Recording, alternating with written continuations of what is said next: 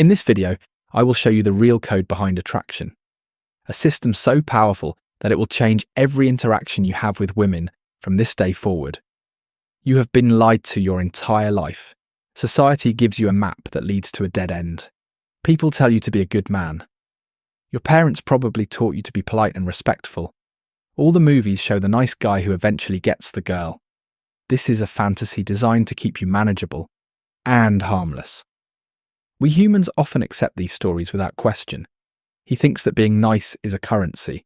A man believes that if he deposits enough kindness, enough compliments and enough favours, a woman will eventually open her heart to him. That idea is the single greatest poison in the modern dating world. Let me paint a picture for you. Many guys have lived this exact story. He meets a woman. She is amazing. He immediately puts her on a pedestal.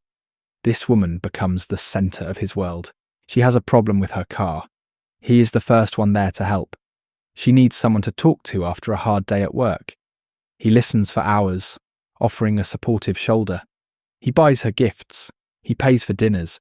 He remembers her birthday and her favourite colour. He invests his time, his money, and his emotions into her. You might think this is the path to winning her affection. She even tells him how much she appreciates him. She says things like, "You are such a great friend," or, "I don't know what I would do without you." Those words feel good for a moment, but they are a trap. One day he sees her with another man. This new guy's different. He is not as attentive. He is a little rough around the edges. He teases her. He challenges her. He doesn't seem to care as much. Yet she looks at this new man with a fire in her eyes. A look she never once gave to the nice guy. The nice guy is then left in total confusion. His entire belief system crumbles. He did everything right according to the rule book. Why did he lose? The answer is simple and brutal. He was playing the wrong game. The world fundamentally contains two types of men when it comes to attraction. There is the provider and there is the reality bender. You have been trained your whole life to be a provider. A provider offers tangible resources. He provides safety, stability, and comfort. A woman's logical brain recognizes the value of a provider. She knows he would make a good husband and a great father, but her primal brain, the part that controls attraction, feels almost nothing for him. Attraction is not a choice. It is a reaction. A woman does not choose who she is attracted to. Her feelings simply happen. The provider is safe. He is predictable. And for her deep primal instincts, he is crushingly boring. The second type of man is the reality bender. This man does not offer resources. He offers an experience. He doesn't follow the rules of her world. He pulls her into his reality is more fun, more exciting, more compelling. He is the one who defines the terms of the interaction. He is not trying to please her. He is trying to amuse himself. His validation comes from within, not from her approval. This man is a challenge. He is unpredictable. He creates emotional spikes, not a flat line of comfortable stability. Her primal brain lights up around him. She feels a powerful, undeniable pull. This is the man she craves on a level she can't even explain. She might tell her friends she wants a nice guy, but her body and her heart will chase the reality bender every single time. You must burn this into your mind. Politeness, being agreeable, and giving out constant praise are signals of low value in the world of raw attraction. They are the reasons you get put in the friend zone. They are the reasons you are being eliminated from the mating game before it even starts. Your nearness is not a virtue in this context. It is a signal that you are willing to give up your own reality to live in herd. It communicates that her approval is more important than your own self-respect. And nothing kills attraction faster than that. She doesn't want a fan. She wants a leader. She doesn't want a follower. She wants a man who has his own path, his own mission. Your journey begins the moment you accept this harsh truth. You must kill the provider inside you to let the reality bender be born. So how does a man do this? What is the secret that separates the two? The answer is a concept called frame strength. This is the most important idea you will ever learn about attraction. Your frame is your reality. It is your perception of the world, your beliefs, your rules, and your sense of self-worth. Everyone has a frame. When two people interact, their frames collide. The stronger frame always absorbs the weaker one. The person with the weaker frame starts to operate within the reality of the person with the stronger frame. This happens in every single human interaction, from business negotiations to simple conversations. In dating, it is everything. A woman is a master at testing a man's frame. This is not a conscious, malicious act. It is a deep biological instinct. Her subconscious mind is constantly asking one question. Is this man strong? Can he lead? Can he protect? Will he crumble under pressure? She tests this with something many people in this space call tests. These are small challenges, questions, or statements designed to see how you will react. They are designed to poke at your frame and see if it wobbles. The nice guy, the provider, fails these tests. 100% of the time, he fails because he doesn't even realize he is being tested. He thinks he is just having a normal conversation. A woman might say, "You're a bit short, aren't you?" The nice guy's frame immediately breaks. He gets defensive. He might say, "No, I'm average height." Or he might get insecure and quiet. He has just failed. He showed that her opinion has the power to shake his reality. Or she might ask, "So what do you do for a living?" The nice guy will try to impress her. He will list his accomplishments. He is trying to qualify himself to her. He is operating in her frame, where she is the judge and he is the applicant. He has failed. Again, a woman's attraction switch is not triggered by your looks, your money, or how nice you are. It is triggered by the feeling that your frame is stronger than hers. When she tests you and you remain completely unfazed and even amused, her subconscious mind registers you as a high-value, powerful man. This is not logic. This is pure, raw, emotional response. She feels it in her stomach. It is a magnetic pull. The only way to pass her tests is to not answer them directly. You must subvert the test itself. You do this by showing that you are not playing her game. You are playing your own. Your reality is more powerful. For example, if she says, "You're a bit short, aren't you?" A man with a strong frame might smile and say, "Yeah, I have to be any taller, and it would be an unfair advantage for me." He didn't get defensive. He took her test, playfully agreed with it, and flipped it into a statement of his own high value. His frame did not break. In fact, it grew stronger. He pulled her into his reality, where his height is a source of confident humour, not insecurity. Another example, she asks you a boring interview-style question like, "Where are you from?" The provider answers it straight. "I'm from Ohio." The reality bender with a strong frame sees it as a test of his creativity and dominance. He might say, "You're not going to find me that easily." "I could be an international man of mystery. You'll have to do better than that." Suddenly the boring conversation is now a fun, flirty game. He is leading. He is defining the reality. His frame is winning. Every time she tests you, it is an opportunity. It is a gift. She is giving you a chance to demonstrate your strength. Most men see these tests as threats. You must see them as platforms to display your power. Your goal is to remain unshaken, playful, and in control of the reality of the interaction. When you can do this consistently, you will become a source of magnetic attraction that she cannot resist. Her tests will become your tools. Now you understand the theory. You know about the provider versus the reality bender. You understand the critical importance of frame strength. Now we must forge your weapons. You need concrete tactics, specific techniques that allow you to bend reality and establish your powerful frame from the very first moment. I will give you 3 of the most effective tactics. These are not tricks. They are new ways of communicating that broadcast high value and unshakable confidence. The first tactic is called the role-play downgrade. This is an incredibly powerful way to flip the power dynamic immediately. Most men approach a beautiful woman and immediately place her in a superior position. Their behaviour screams, "I am trying to impress you." The role-play downgrade does the exact opposite. You playfully assign her a lower status, slightly silly role. You treat her like a mischievous little sister, a clumsy intern, or a cute but troublesome kid. This instantly changes the frame. You are no longer the one trying to win her over. She is now in a position where she has to prove she is more than the silly role you just gave her. Let's look at some examples.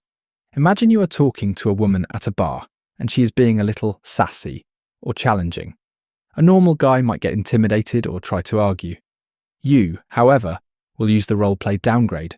You could smile, shake your head and say, "You are such a little troublemaker, aren't you? Adorable. I can see we're going to have to keep an eye on you tonight." You just called her a troublemaker and adorable in the same breath. You have become the fun old authority figure, and she is the cute kid. Her sass is no longer a threat to your frame. It is now evidence supporting the role you gave her. She will almost certainly laugh and playfully protest. She is now reacting to your frame. Here is another one. Suppose she tells you she is a student. A provider would say, "Oh, what are you studying?" That's so interesting. He is being polite and boring. A reality bender would use a role-play downgrade. He could say, "A student, okay, here are the rules. No talking in class. Do all your homework and maybe if you're good, I'll let you out for recess later." You have just turned the entire interaction into a playful game where you are the teacher and she is the student. You are in control. She is forced to play along or look like she has no sense of humour. The power is yours. This tactic works because it is rooted in playfulness, not meanness. You are not insulting her. You are inviting her into a more fun reality that you control. The second tactic is the absurd accusation. This is a brilliant way to break out of boring, logical conversation and show your creative, confident side. Most conversations follow a predictable script. Where are you from? What do you do? This is mind-numbingly dull. The absurd accusation shatters this script. You make a ridiculous, over-the-top, and clearly false accusation about her based on some small detail. For instance, a woman tells you she is a lawyer. The provider is immediately impressed. Wow, a lawyer. That must be really difficult. He's putting her on a pedestal. You with your new tools will make an absurd accusation. You could look at her with mock seriousness and say, "A lawyer." I knew it. You people are professionally trained to argue and steal the last slice of pizza. I'm watching you. This is so unexpected and ridiculous that it completely changes the energy of the interaction. You are showing that you are not intimidated by her profession. You are showing that you are a fun, unpredictable person who operates on a different level. You are creating humour and intrigue. Let's try another. She orders a very plain drink like a water with lemon. A normal guy wouldn't even notice. You see an opportunity, you lean in and say, "Just a water. You're clearly trying to stay sharp. You're probably an undercover agent on a mission, aren't you? Don't worry. Your secret is safe with me." You have just taken a mundane moment and transformed it into a shared joke, a mini adventure. You are not just a guy talking to a girl. You are the director of a fun movie, and she is the star. This tactic shows that your reality is more interesting than the boring default reality that most people live in. It demonstrates high-level social intelligence and a confidence that is massively attractive. The third tactic is deliberate misinterpretation. This is the art of taking anything she says or does and twisting it to mean that she is uncontrollably attracted to you. You are essentially creating a narrative where she is the chaser and you are the pride. This requires a high degree of confidence, but when you pull it off, it is like a cheat code for attraction. You are planting the idea of her chasing you directly into her mind. A simple example, you are at a coffee shop.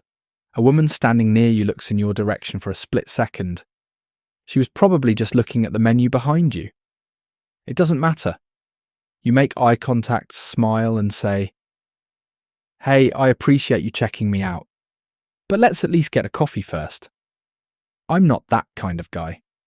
You say it with a playful, confident smirk. You have completely reframed the situation. In your reality, her random glance was a deliberate act of attraction. She will be momentarily thrown off balance. She will likely laugh and deny it, but it doesn't matter. The seed has been planted. The frame has been set. Another one, you are walking and the woman accidentally bumps into you. She says, "Oh, I'm so sorry." The nice guy says, "Oh, no problem." The interaction ends. You, however, will use deliberate misinterpretation. You stop, look at her with a grin, and say, "Wow, I know you wanted to get my attention, but there are smoother ways to do it. but I admire the boldness. You have taken her apology and turned it into an admission of her attraction. You are putting words in her mouth in a fun, non-serious way. This forces her to engage with you on your terms, within your reality. She is now responding to your narrative. She is in your world.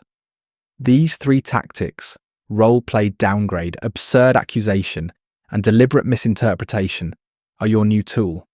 They are designed to establish your frame, showcase your value, and make your interactions fun and unpredictable. Practice them, master them. They will make you a reality bender. Now we enter the most crucial phase, the real-world battle test. You have the theory and the weapons, but a soldier who panics in his first firefight is useless. You need a simple, clear plan of action for when you are live in an interaction. This is your binary decision tree. It is a simple if-then model that tells you exactly what to do based on her reaction. This removes all the guesswork and fear. You will always know the next right move. Here is the process. First, you execute one of your reality-bending tactics. Use a role-play downgrade, an absurd accusation, or a deliberate misinterpretation. You have thrown down the gauntlet. You have presented your frame. Now, one of two things will happen. She will either respond positively or she will respond negatively.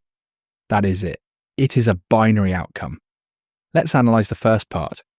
If she laughs, smiles, playfully challenges you back, or generally goes along with your frame, you have achieved success. Her positive reaction is a clear signal that she has accepted your reality. She finds you fun, confident, and intriguing. She is willing to play your game. Many men make a huge mistake at this point. They get too excited. They think it worked, and then they immediately lose their cool and revert to being a needy provider. This is a fatal error. Your action in this moment is critical. You must maintain your dominant frame. You give her a small amount of approval, a little reward for playing along. You could say something like, "All right, you're pretty quick. You passed the first test. Maybe you can stick around." You are still the one in charge, the one giving out approval. After that, you simply continue leading the interaction. You move the conversation forward or suggest moving to a new location. You have won that battle, so you press your advantage. Now for the second path, which is where most men crumble. If she gets angry, offended, confused, or gives you a cold look, you have achieved a massive success. This might sound completely backward to you. You might think you have failed. The opposite is true. Her negative emotional reaction is a giant flashing sign that you have struck a nerve. You have found a weak point in her own frame.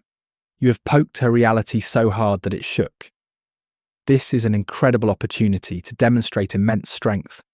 The provider in this situation would panic. He would immediately apologize.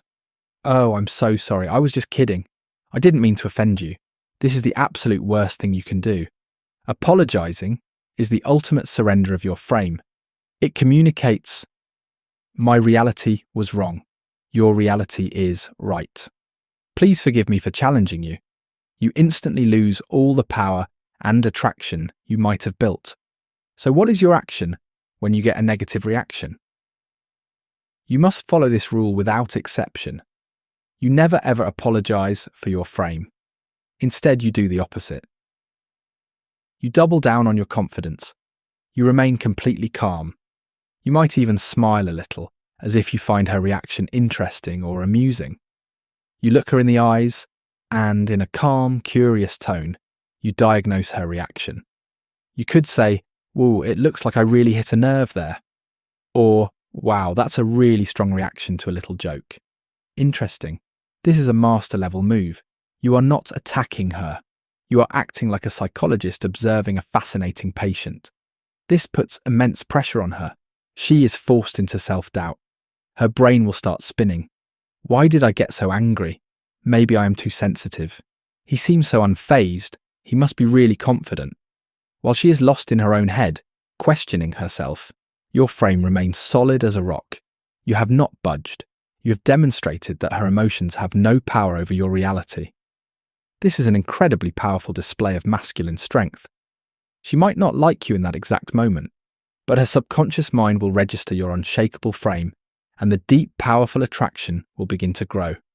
The binary decision tree is your guide. Positive reaction, reward and leave. Negative reaction, never apologize. Diagnose her reaction and hold your frame. This simple model will carry you through any interaction. We have reached the final stage. This is where we move beyond tactics and into a total reshaping of your identity. Everything you have learned so far, the failure of the nice guy, the power of frame strength, the reality-bending tactics, is part of a larger choice. This is the ultimate choice you must make. It is the choice between being a pawn and being a player. The pawn is the man society wants you to be. He is the good guy, the provider. He follows the rules. He is predictable, safe, and reliable. He lives his life on a board that someone else designed. He moves where he is told to move. He seeks approval from others, especially from women. He believes that if he plays by the rules long enough, he will be rewarded. But the pawn is ultimately expendable. He generates no excitement. He inspires no deep, passionate desire. He is a utility, a resource to be used. His life is one of quiet desperation, wondering why his goodness is never enough. This is the path of the vast majority of men. It is a safe path, but it leads to a lifetime of feeling invisible and unfulfilled. The player is the man you have the potential to become. He is the reality bender. He does not follow the rules of the game, he creates them. The world is not a board he plays on. It is a canvas he paints on. His reality is his own creation. His validation comes from his own mission, his own purpose. He is not seeking approval. He is offering an experience. This man is dangerous. He is unpredictable. He is polarizing. Some people will not like him, but those who are drawn to him will be drawn with an incredible magnetic force. He creates emotional roller coasters. He is exciting. He is a leader. He is the man that women fantasize about, the man they tell stories about. He is the one who makes them feel truly alive. Becoming the player is a risk. It means leaving the safety of the herd. It means being willing to be misunderstood. But it is the only path to true freedom and powerful attraction. You must understand that what you are learning here is not about manipulating women. It is a form of liberation. You are liberating yourself from a weak, ineffective social programming that has held you back your entire life.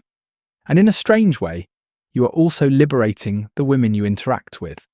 Most women are trapped in a world of boring conversations with predictable men. They are starved for genuine excitement, for a man with a strong frame who can lead them on an adventure. When you become a reality bender, you are giving them a gift. You are giving them the emotional experience they secretly crave, but rarely find. You are the escape from their mundane reality. This is your call to arms. The world at large, the mainstream culture wants you to be weak. It wants you to be a compliant pawn. It will tell you that these ideas are wrong, that they are toxic. This is because strong, independent men who define their own reality are not easily controlled. Every time you hold your frame, every time you subvert a test, every time you choose to be a player instead of a pawn, you are rebelling against that system.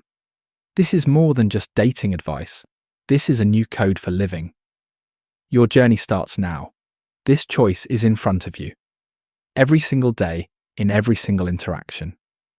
Will you be the pawn playing someone else's game, or will you be the player, the one who defines reality itself? The world hopes you will choose to be soft. I am betting you will choose to be strong.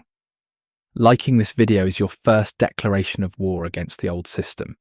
Subscribing to this channel is your way of stocking your arsenal for the battles to come. Now go down to the comment section and write this sentence. Frame is everything. This is not just a comment, it is a vow. It is a promise to yourself that you are breaking with your old, weak identity. This is your new code.